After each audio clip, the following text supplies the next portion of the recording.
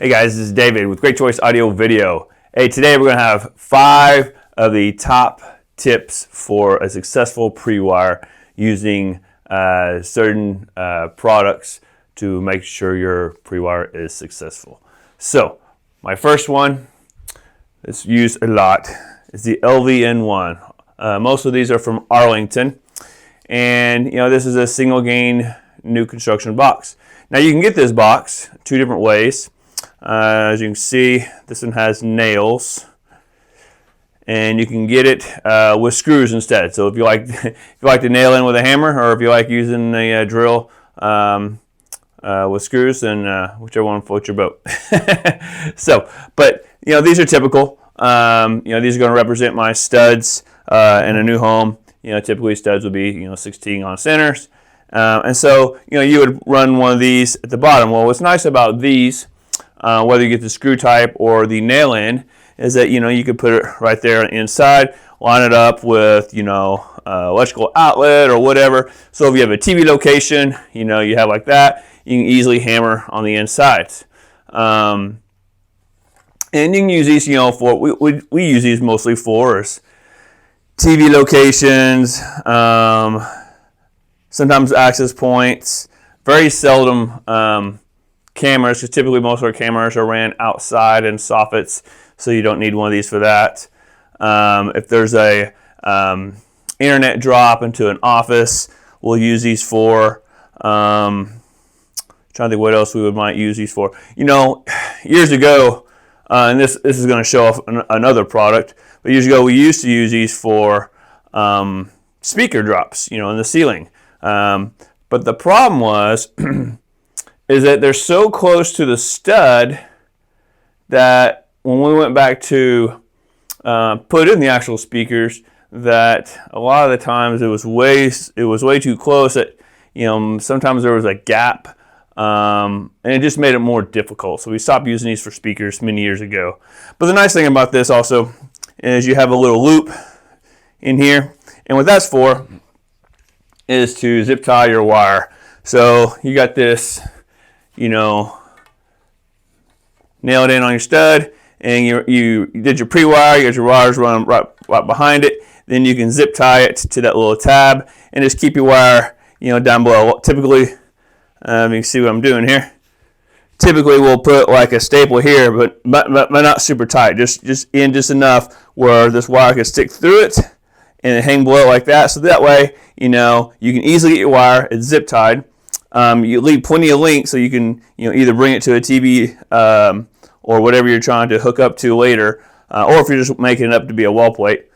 But that way it's super nice and neat, and you don't take any chances of the sheetrock guys or anybody really messing or cutting the wire at accident, because it's behind here, it's on the tab, and then you don't, like I say, this part right here, you do not want to make it tight with that staple. It needs to be a loose staple so it can easily pull out. So one good tip there. I've seen people do pre-wires where that staple is super tight, and I just know that when it comes time to doing the trim out and finishing phase, it's gonna be really tough to pull that wire out. So another tip on these is that these, if it has the screw kind, it's different, but the nail kind, you can actually pull these nails out. And then that's what these pieces are for. So let's say you have a space that you have studs really close together, for instance, like this, and there's no way you're going to get a hammer between those and try to hammer it in. Well, that's what these little pieces are for. So you just pull out the nails or the screws if it's the screw kind, and then you just put it where you want it to be, and then hammer it in on the front side through these tabs. So that's kind of cool. Gives you a couple options on using these boxes for your pre-wire. So, but that should cover the LVN1 from Arlington. That's what these pieces are here, the single gain new construction box. We typically don't use enclosed boxes, so it gives you plenty of freedom because it is low voltage behind it. So no matter what you put in, you can use these for volume controls as well if you run for those. So the next box is the MR1, which is this. And we use this a lot because, as you can see here, it gives you 2 options. You can see, I guess, 2 options of where you can screw into a stud. And what I like about it and is because you can use these furthest holes, for instance, and see how far it puts you out here, way out here, versus if I were to use, let's say we're wiring for in-ceiling speakers.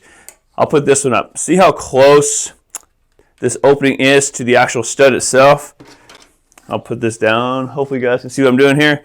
And then let's say we use this one instead. See how far that is over? How much more leeway it gives you when you go into cutting your speakers. So as you can see also, guys, there's a little line right there. That's a breakaway line. So you can actually, if you put your screws in here, put it into your, your joist or whatever, and then you run your wire and you drop it down, and it also has a tab right there in the back, so you could zip tie it to your wire so it doesn't get lost somewhere during the installation stage and all that kind of stuff. But it has a breakaway line, so you can actually, when you go to finish it out, this whole piece can actually break off, and then you got this whole opening. What I like about it is because it puts it so far out there that it makes it so much easier to go back and cut in all your speakers. You don't worry about the speaker being too close to the stud, and it gives you the option of, let's say they didn't want to put a pair of speakers in, because that happens. People, the budget is ran out. They're over budget. You never hear that. They're over budget when building a house. So then maybe an area now is not important, and they just want to put a blank plate over it, and then it's already ready just to put a single game blank plate over it, cover it up, and then somewhere down the road they decide to go ahead and add up a pair of speakers. So I really like this option.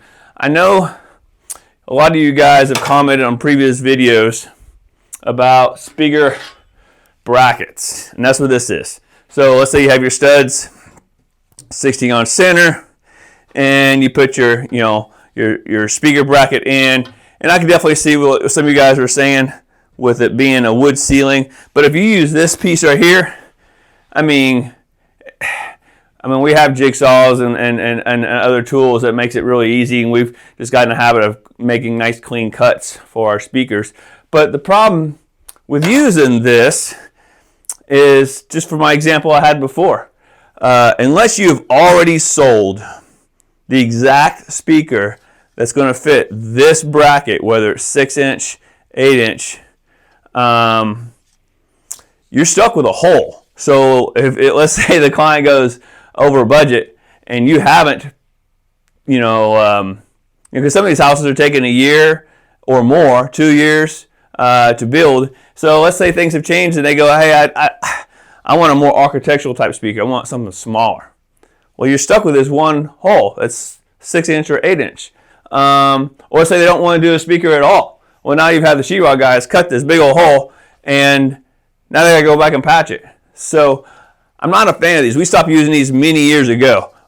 We've gotten pretty skilled at cutting holes with jigsaws and other saws for our speakers. So I highly recommend, unless you just sold all the speakers up front and you're not changing them, that'd be the only reason why I would do a speaker bracket like this. Or if you did a specialty speaker that had its own bracket and you sold those before the pre-wire, that's different. But if you're just wiring for speakers and you don't know which kind of speakers just yet, I would highly recommend switching over to the MR1s, because it gives you way more flexibility. It's a lot easier to use, a lot less cost up front, and these, like I said, guys, these are just easy to pop out after the fact, after the sheetrock has gone up. Pop them out, cut your hole, there you go. Or if you don't do the speaker, put a plate on it. So super simple, guys. So we got speaker brackets, we got these brackets. These are one of the last pieces I want to show you guys today, is the use of, and these are from Arlington as well. These are the 2-inch U-hooks. And when you're running your wires, you should always run in 90-degree paths, meaning you go straight, you make a right angle. Don't spider web all your wire. And so you use these, and these will help if you're doing open truss. These will save your wires from rubbing against those little metal connector pieces, between all the wood joists, because you don't want your wires to get cut or rubbed. So these are really nice, and they just screw in.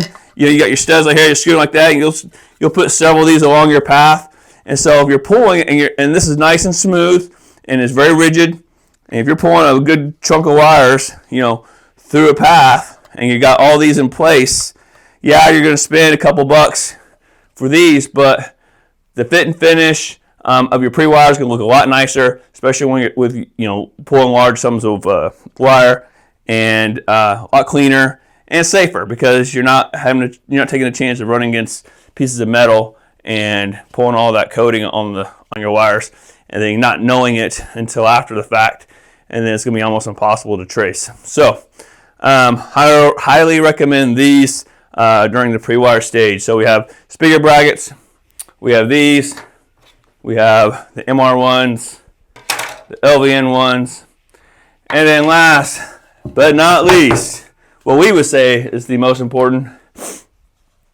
a label maker. We label every wire. So every wire has a label on it. And so typically what we'll do is we'll set the box at the at the location of where we're going to. So let's say we're going to a master bedroom and we're running two cat 6, one coax from the TV location. So we'll set 2 cat 6 boxes, a box of coax at the TV location, and we'll put a label on each wire there. And then we'll tie them together, and then we'll pull it all the way back to our centralized rack or a home run. So when we pull it all the way back at the home run, we'll have a label just like this at the end. And then when we get done with the pre-wire, we'll make sure all our labels or all of our wires are completely covered and nice and neat. So during the rest of the construction, sheetrock, tape and mud, paint, that our labels are still intact and you can still read them, and it saves you a ton of time at the end when it comes time to doing all the equipment. So anyway, guys, I hope you liked the video. I hope these 5 tips help you guys with a better, more successful pre-wire. And give us a thumbs up. Leave any comments down below. Love helping you guys with pre-wires and anything else we can do. So until next time, guys, we'll see you on the next one.